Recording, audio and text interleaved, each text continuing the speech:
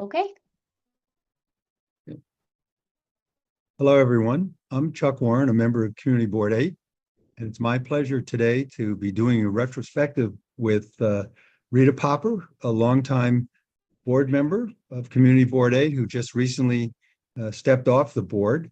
And we're going to get a view of Rita's term on the board and other things. And Rita, when we start out, just tell the viewers about yourself, a little bit of what you've done besides the board, and then we can get into some questions about the board.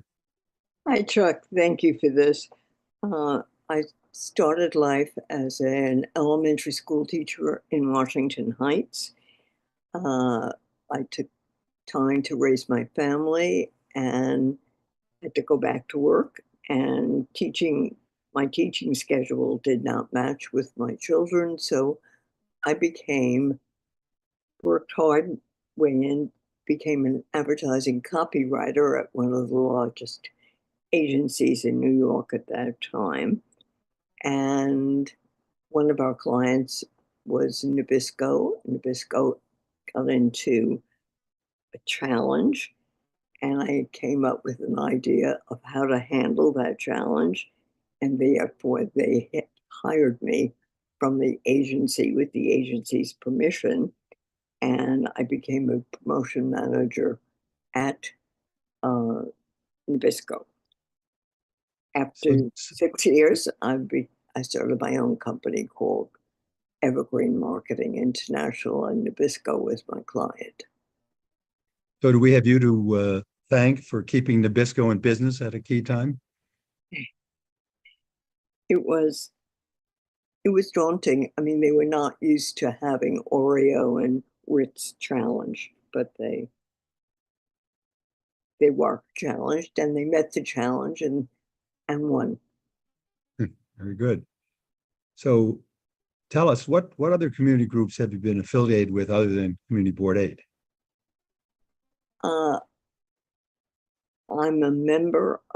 I'm president of the Knickerbocker Plaza Tennis Association for at least the last 20 years, maybe longer. I have stopped counting.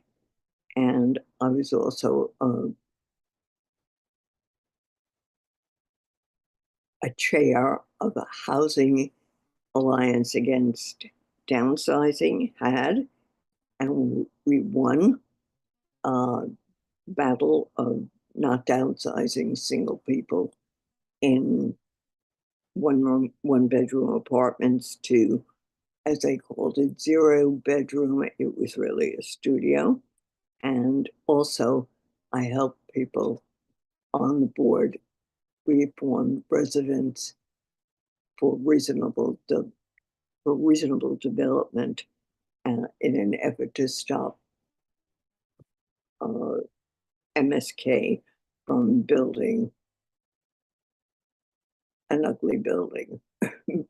As Michelle Birnbaum says, I can't believe it's such an ugly building, and someone pulled out their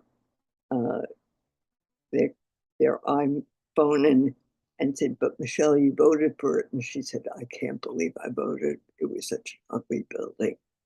Something I never forgot.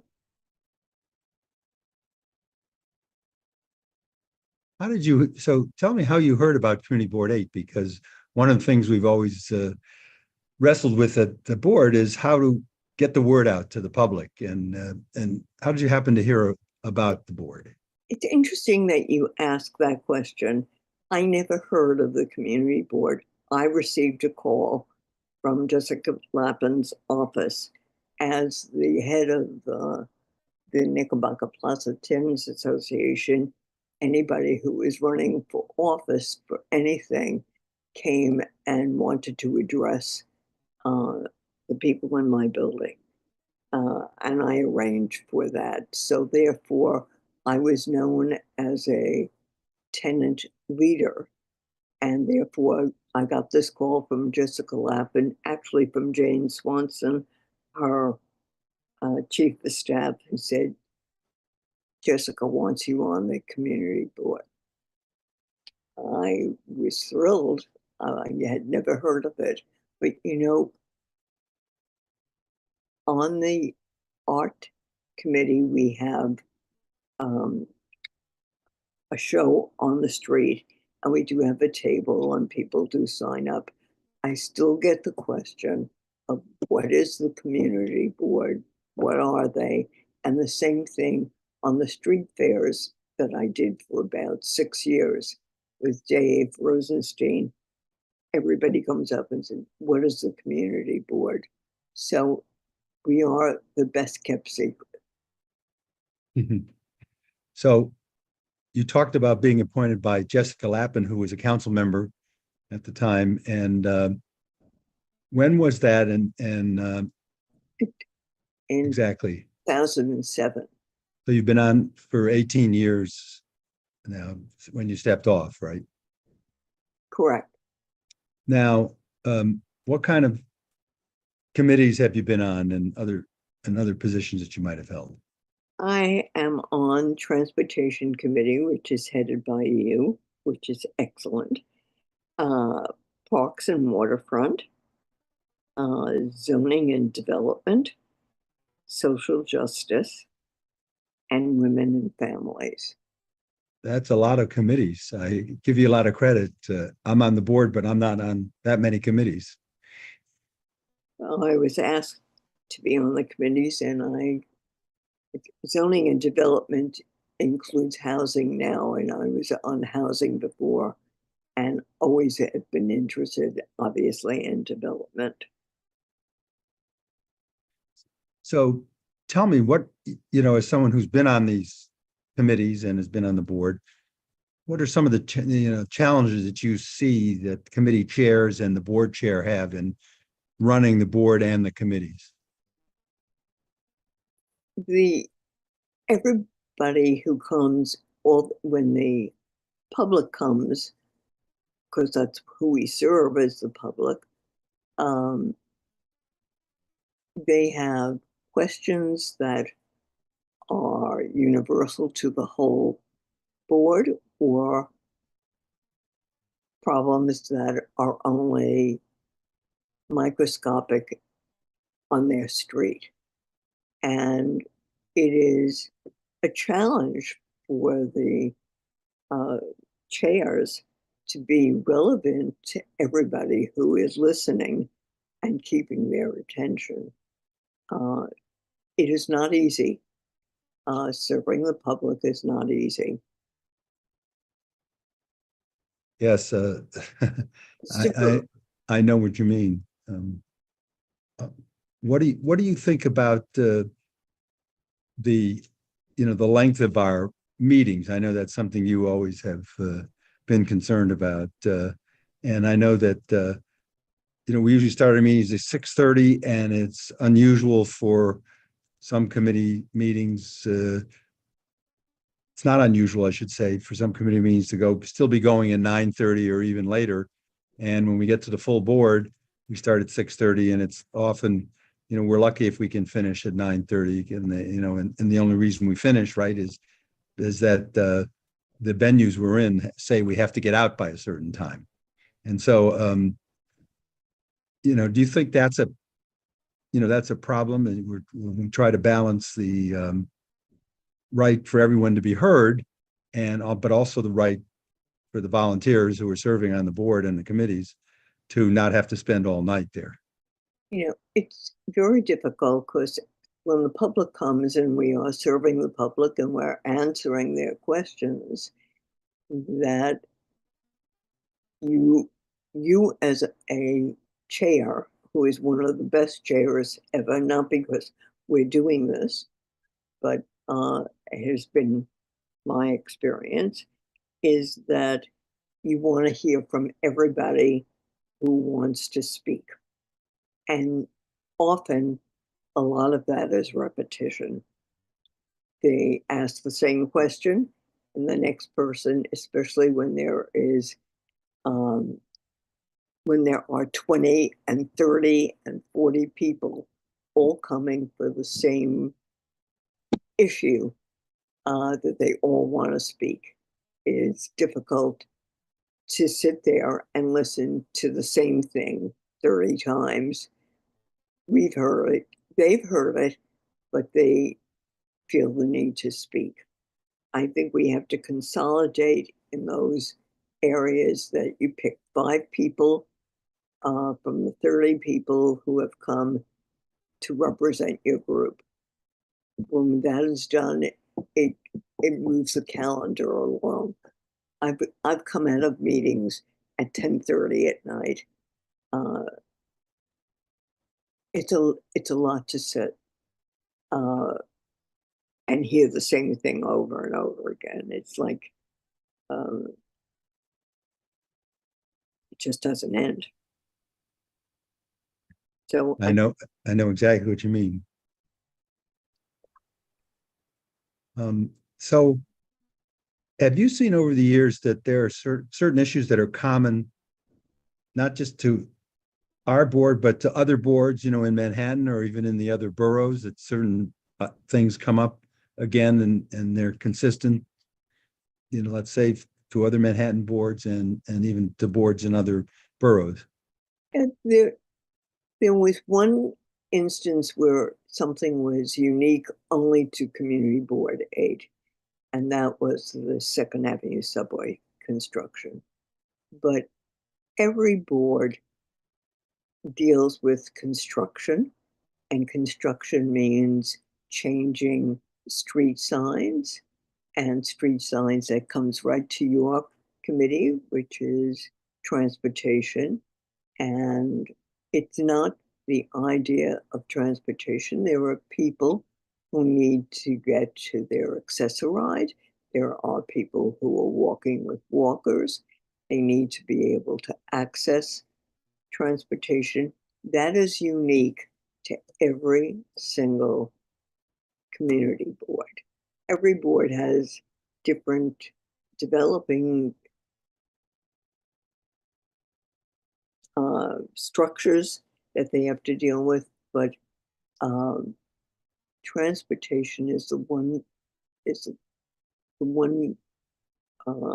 item that affects every board.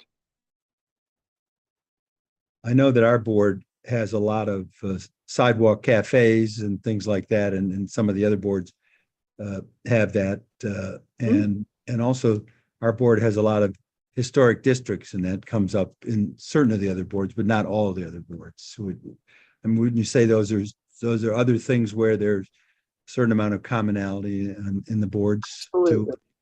Absolutely. So let's talk a little bit about term limits. As you know, I mean, you're not obviously not affected, but that back really just before 2000, they put on the ballot a charter amendment that actually limited to community board members to 8 years. We're appointed for 2-year periods, as you know, and so that's 4 terms. And it of course passed overwhelmingly, as all these things do. And there are, some people find that a positive development, certainly. But one issue that I think we're going to be grappling with as people start to come off the board because of term limits is the loss of history and knowledge that's been built up. And can you think of some of the challenges or items that you've seen over the years that might be lost because of term limits? As when they start to hit in another couple of years, basically? Well, the Second Avenue subway construction took 10 years to do. But I'm on the fence about term limits.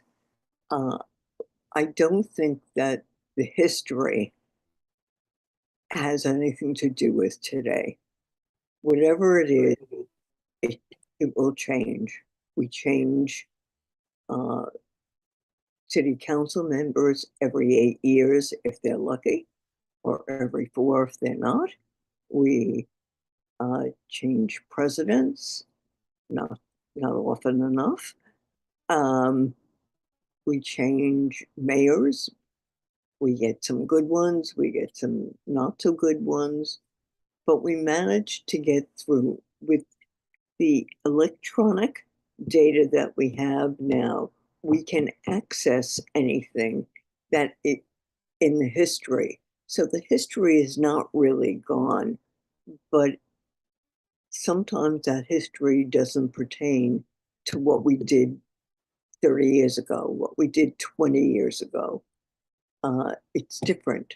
The equipment is different. The electronics are different. So I don't think it's as terrible as many people feel. Uh, the history will always be there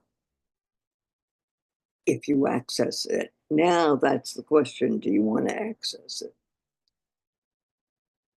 Well, let me, as you know, that over the years, our board has changed a lot, and that's because the borough president and the city council members have appointed a lot of new members, and we have vacancies every year. And that brings a lot of new blood in, which I think we all think makes sense. But term limits will cause a much bigger turnover, all at the same time. Do you think that'll have an impact on the operation of the board? I do. I can see it now and a little in just the last 2 or 3 years. Um, Younger people don't have the patience that we seem to have had. But then again, when I came on the board, the people that were the nucleus were retirees. But now these are working people and they really want to get out in a hurry. So therefore, sometimes it's attitude, and that's something that's learned. We are in a different. It is. I am functioning in it as you are in a different world. I could see it in my grandchildren, uh, even in my children. I'm self-taught; they're not. Um, I think I think it's good, and I think it's not good. And I think it really depends on who gets appointed and why they got appointed and why they want to be on the board. Do they want on their resume? That's not good enough. Do they want to really make a difference? That's different. Yes. I'd like to remind actually all of our viewers that this is interactive. If you have questions for us, you can use the question and answer feature, and we'll try to answer them as once we're through with our discussion. So I just wanted to make that clear. Let me ask you this. During your time on the board, and you've been, you here a long time, what is there one achievement that you would like to point to that you think stands out to you or that you're most proud of? Yeah, I think that office, the board office, has become much more interactive with the board and with our our residents. Uh, Electronically, I came on the board and it was mostly paper, paper, paper. I get no paper now. Everything is electronic. And I'm happy to save the trees.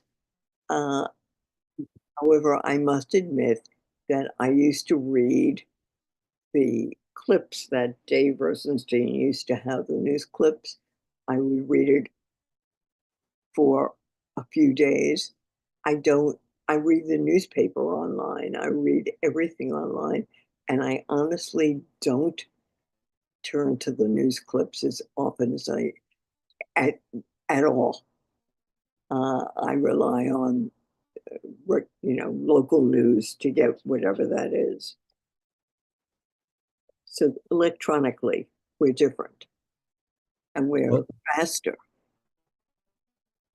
well, let me point to one thing that sticks out in my mind.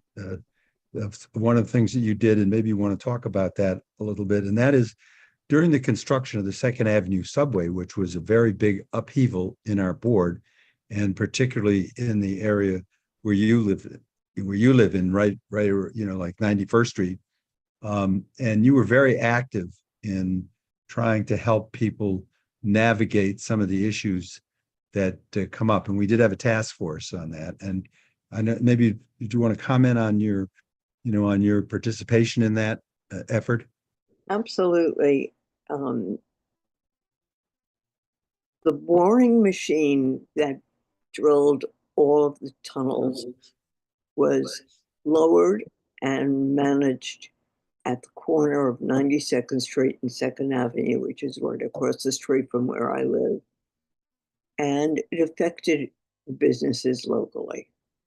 Um, businesses were getting tickets for things that they didn't do, such the pizza parlor got a ticket because he had a Tide box of detergent. He needed a letter written to the Department of Transportation that this wasn't his. Uh, he really didn't have that facility, so I wrote the letters for them if they were ticketed improperly. Uh, because he was at Little Delisi, he was at the corner. He did something that I learned from. He embraced problem. There was a huge hole in front of his store, and what he did was, and I must say it's one of my highlights, is having worked with Dr. Harad Chanu, who was the president of the Second Avenue subway at that point. And he came, the owner of Delicia made Thanksgiving, Christmas, Easter dinners for every single worker and would send the food down on a pulley. And it made life so much easier to have the camaraderie that we understood that. And the MTA was good about understanding that there were people who had to get to their accessoride, that they had to get to a bus stop. And so Marcus Book and I, we we have we moved a bus stop only 1 block. They wanted to move it 3 blocks. So it was a very challenging time. I learned a great deal, uh, mostly patience, which is always something good to have. It was a phenomenal experience. Uh, I don't want to do it again, but the results are incredible. I can get to Carnegie Hall in exactly 10 minutes. Well, and Delicia has very good pizza also. You Yes, might I do. And I still work with him if he has a problem. One of the other things that I know that got my attention and what you have done when you were on the board is the 91st Street. And people may not know about 91st Street, which is a map city street and goes from 2nd Avenue to 3rd Avenue, but it's been closed to traffic for a number of years. And but it's not officially been taken off the city map. And I know that you fought very hard for a lot of things in connection with 91st Street. And maybe you could talk a little bit about that. Well, I didn't do it alone. I did it with Dave Rosenstein, who unfortunately is no longer with us. It took us 4 years. And even some board member, um, uh, an architect, got us to, I think it was Harvard or Yale libraries. We went all over the city. It took us 4 years There was absolutely not one piece of paper as to how this street got closed. Originally, it was supposed to be a super street. It a super street is like Lincoln Center, it's over streets, street ends. It was supposed to be a high school. It was supposed to be a 90-story building. That never happened. But they never reopened the street. And the street was closed. There was absolutely, I was told by a man in the borough president's office who happened to have worked on this area at that time. He was an older gentleman. He said, trust me, it was done on a handshake. Well, we needed to have it solidified once and for all. So we acquiesced to whatever the Department of Transportation guidelines were for applying for a permanent pedestrian plaza. And with that came that you have to have activities on the street, which we did. And I have to thank RY Management. They invested $10,000 in us, and we were able to have first run movies, not old movies, first run movies. We needed a Christmas tree so that we could have a tree lighting service. They had one installed. It was fantastic, and now the street is used by us, by the community board. It is a perfect street for our art shows and for other things. And it used to be a training street for the marathon because it is a very steep hill. So I owe a great deal to Dave Rosenstein. Yes, I know that you both worked very hard on that for quite a while. Let me ask you. You mentioned some of the processes of the board that changed, and then we do a lot more online. And besides that, are there any other changes that you've seen over the years that you feel made improvements to the board and the way the board operates and how we can accomplish things better? And are there any further changes you would like to see? When I want the board to be more relevant to more people. There has to be a part that is relevant if you want a street sign changed on your block, to if you want to have a bus lane installed or a bike lane installed, which will go through the entire community. So it is the minutia and it is the grandiose. It is not easy to juggle those two balls in the air at the same time. And the minutia bores a lot of people, because if it isn't their street, they're not interested. If it is their street, they're interested. But and sometimes we get the same question month after month after month. The agencies move slowly, but we muddle through. It's it's a big balance that I don't know how to handle it, which is why I've never ever wanted to be the chair of the board. Yeah. Okay, so there have been many intelligent and accomplished people who have served on the board. And who do you remember the best, and what kind of contributions did they make? I could remember Dave Liston was the chair when I came on. Right. Um, Elizabeth Ashby is probably the most knowledgeable person on zoning that I have ever met.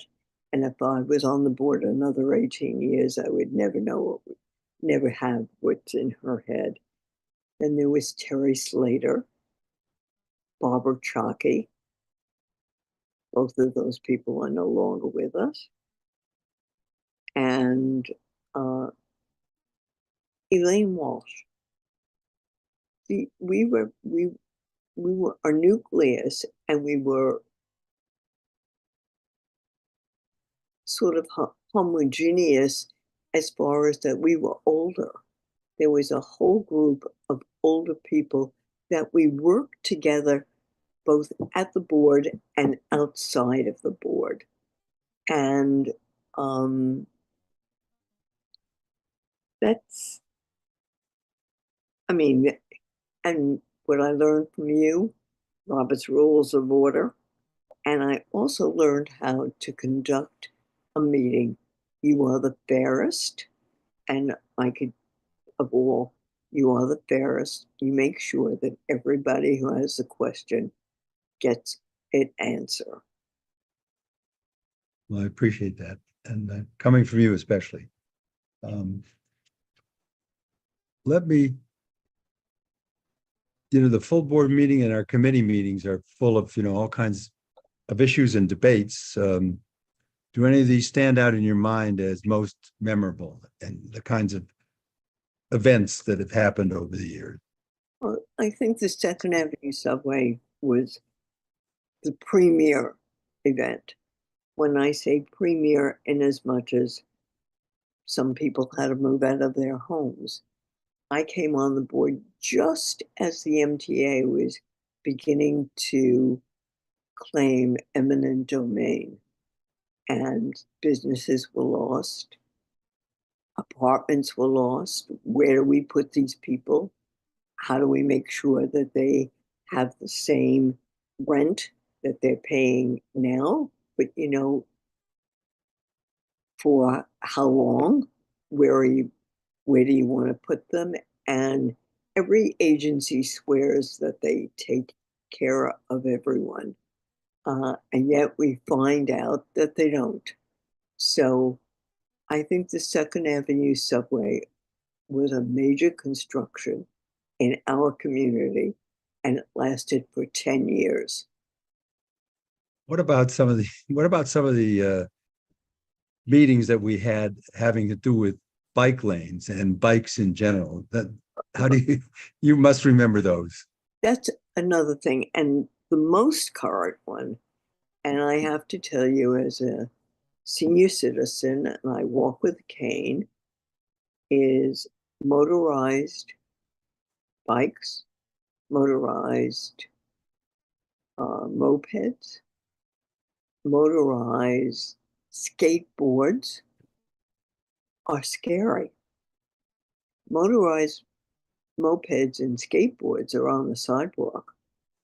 Motorized bikes, unfortunately, sometimes are on the sidewalk, but more often they're not, but they don't obey the rules. And no matter how we get up, and those of us who are not bikers get up and say, we're really afraid. I'm not afraid to cross the street with a car. I am afraid with bicycles. That, especially at night, when it's a black bike and most delivery people are wearing dark clothes, you can't see a bike coming. And yet, I'm not asking for a lot other than just having it mandatory that there be lights on bikes. The transportation alternatives is a very organized group, and uh, they have gotten a lot of things without consideration for pedestrians. Anyone, people with carriages, people with old people, young people, little people, big people. Um, it's scary. It's scary.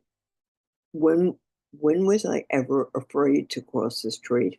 And I live on Second Avenue. It's a one-way bike lane going south. However, I have got to retrain myself to look north and south because the bikes are coming in both directions. I don't know how to handle that. And a lot of people don't. That's hard. And one of the things, by the way, that's been the subject of great hearings in front of our full board, which functions as a land use committee, are the hospital expansions, which we've had many over the years. And I know we've had some memorable hearings about that. Can you tell us a little bit about your experiences in relation to that? Yes. Um, we did not want Memorial Sloan Kettering to build between 72nd and 73rd Street, right on the river. We tried, we residents for reasonable development said that was spot zoning. Uh, Land use lawyers said spot zoning is very hard to prove. Originally, it was a garage for sanitation trucks. They came in, they were gone by 4 o'clock in the afternoon. They move on the weekends, and the original edict was is that you could build above the garage, but you had to keep the garage. Well, nobody wanted to build above the sanitation garage, and so they changed the zoning and came to medical and educational. So Hunter was going to take part of it and move their nursing school there, and the other was for Memorial Sloan Kettering. It was not going to be overnight people, it was going to be just daytime. Um, it put a big strain on public transportation, so on and so forth. And of course, we lost, and Hunter never had the money to build, and we knew that they wouldn't. And now we have Lenox Hill or Northwell over Lenox Hill. Lenox Hill is different. It's smack in a residential area. As we call it, Bedpan Alley is really against the, not in where there are all residents. The residents are further up. And all they really ask for is build the hospital within the zoning envelope for the area. So they came back with I can't remember how many, like 400-foot, 500-foot condo building on Park Avenue that was going to help them pay for the construction over the rest of the building. So they went back, they redid it. That's all they wanted was stay within the zoning envelope. I remember asking Anthony, who's on our board, an architect, I said, is zoning a suggestion or is it a law? And he said, it's a law. However, as you walk up and down the streets, you know that the zoning was obviously a suggestion. So unfortunately, I think there's one more vote in the city council, and unfortunately, their city council is all 5 boroughs, and there are people who really don't care, and they'll vote as they want, not any different than our people in Washington. Some people just vote, they have absolutely no idea what they're voting for. What do you see as even though your term on the board has ended, do you plan on staying involved with the board in some manner?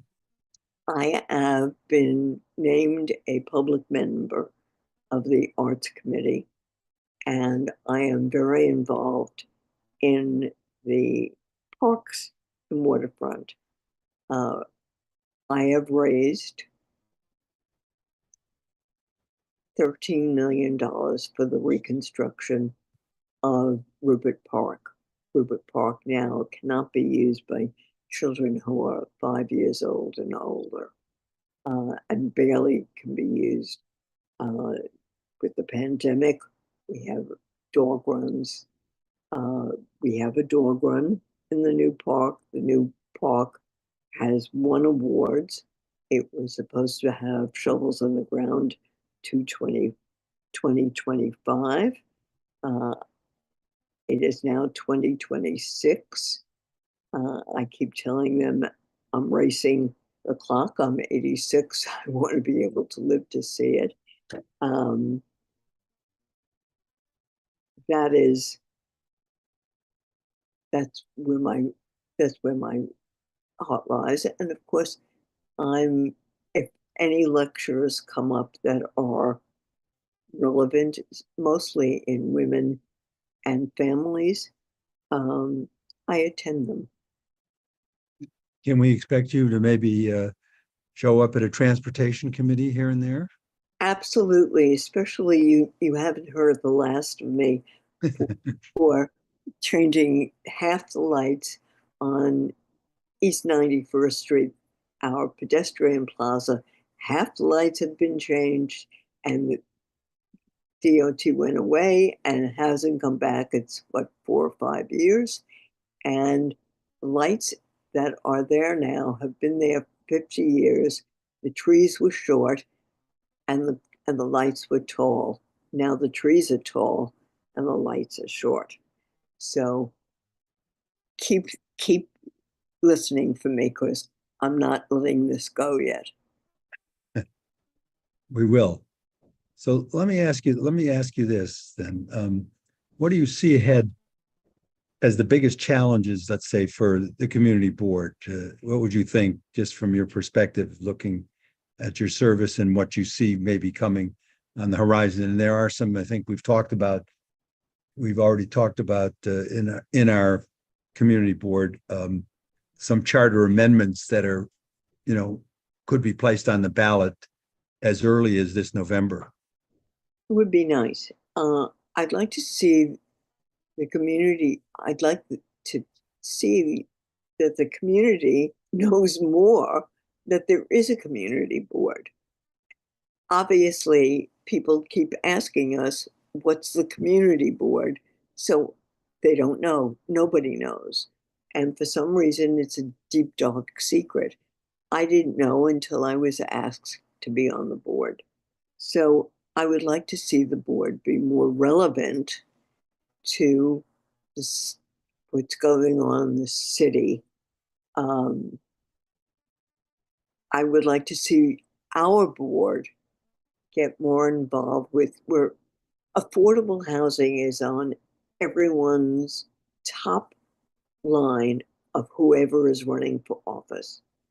And I have knocked my head against the wall for 18 years, maybe more because I started before that. And I'm not giving up, but my head is beginning to hurt. And yet we have a huge affordable community right in Community Board 8 in Stanley Isaac's homes. And every winter we get the same thing, that the boilers are old. They are not giving heat. They don't have hot water.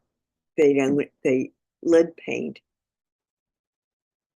so on and so forth. I would love to see the board take an active position and put people's feet to the fire who do make a difference. They change commissioners at NYCHA like we change our shirts. nobody really cares, obviously, because but it breaks my heart when a parent comes to a meeting and says that she had to take her children to uh, an athletic club to ask if she could use the bathroom to wash her children down with hot water. This is in our community. So we want affordable housing. We have affordable housing. Make it work more. There are empty apartments in there. We have a member on our board, Sandrea, who lives in Stanley Isaac's homes. Um, that's my that's that's where I'm coming from. Do you Putting my see, soapbox away do for 5 minutes. you see, there, a lot of people, while a community board is only advisory, that, particularly, we should have even less power. And some of the amendments that they're talking about that might go up for a vote to amend the charter could conceivably reduce the community board's power. You think that's is that something that we ought to really be Crime. It's concerned crime. about? It's an absolute crime. That mean that means it is making the public irrelevant. We serve the public, and we serve it to the best of our ability. We write letters, we have motions, we have everything to try to help. We we stick with it. If we don't do it, who's going to do it? Who's going to do it, Chuck? Would And you be in? Do you think we ought to have more authority? yes, I do. What Because would you What would really, you like to see? What would you like to see if we could I get a would change I in the would like to charter? see that when we need a street change because an ambulance needs to load and unload, that we don't have to go through, dance through a lot of steps to get that done, or an accessoride, or um, how about just putting uh, time clocks at every bus stop? There are some that have it and some that don't. Um, there are people who don't have an app on their phone and can read it. I have macular degeneration. I can't read the phone. So it's difficult. We can make it more relevant. We will get it done because we have nobody to answer to. Um, People who work in agencies are paid whether they put up a sign or they don't put up a sign.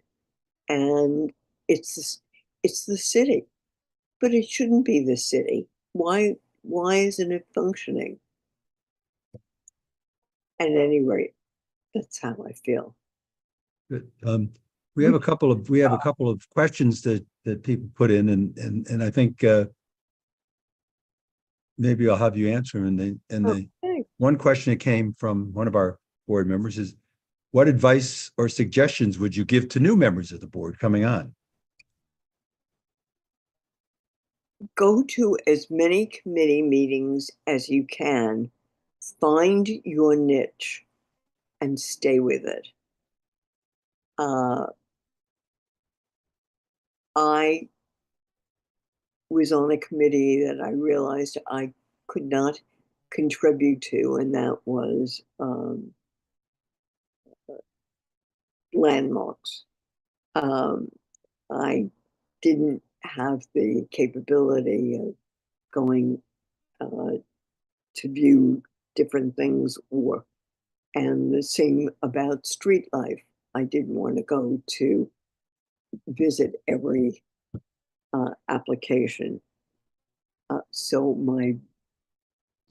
just stay with it.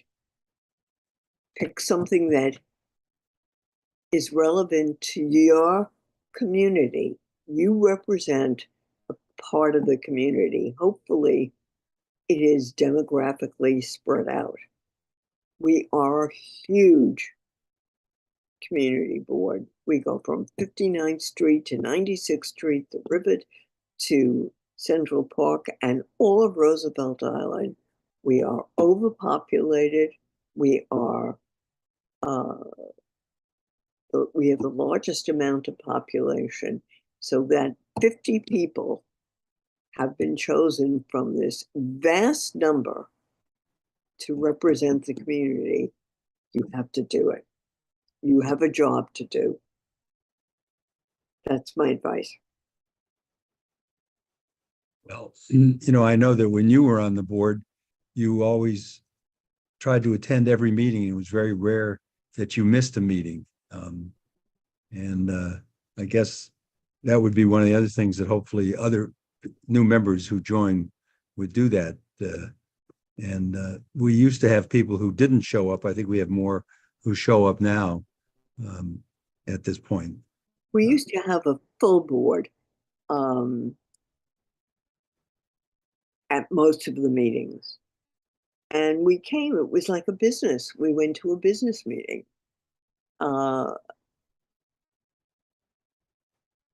I don't think that, it's a sign of the times, the movies that are being made aren't made, and I used to love to go to the movies. So things change.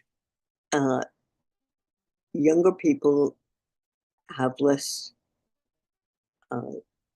sitting, are not happy sitting, but it is worthwhile. Believe in something and work for it. Whether it happens or not, just work for it. We have another question from someone that you may know by the name of Hannah. And she said, how do you want to be remembered? As a kind old lady. As somebody who worked hard. That was just a joke. Somebody who worked hard for housing for everybody. Mitchell Lama housing saved my life and my family's. And there is somebody else. There are many people out there like me who need affordable housing. It is not something that should be kissed away. And I'm really tired of hearing that, well, developers don't like it. Every developer who had Mitchell Lama, and many of them had 4, 5, 6, every developer is a multimillionaire. So what it is, they don't want to wait for the money, so they want the money right up front, so everything is now a condo. I want to be remembered as an advocate for affordable housing. Well, I'd say, Rita, it's for someone who served with you the 18 years you've been on the board, that it was a great pleasure to work with you, and I'm hoping to continue to work with you as in your new capacity as a public member and as someone who's going to be attending our transportation meetings when you can. And you've contributed a tremendous amount to our board and to the community.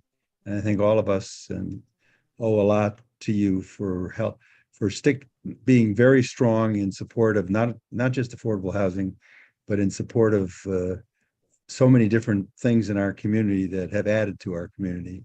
So I appreciate very much the opportunity to discuss these things with you. Thank you. And I'm looking forward to seeing you at some of our meetings as we go forward. And I don't think we have any other questions, so I think that ends our discussion here. Thank So you. thank you very much. Thank you, Chuck. It's always been a pleasure to attend your meetings.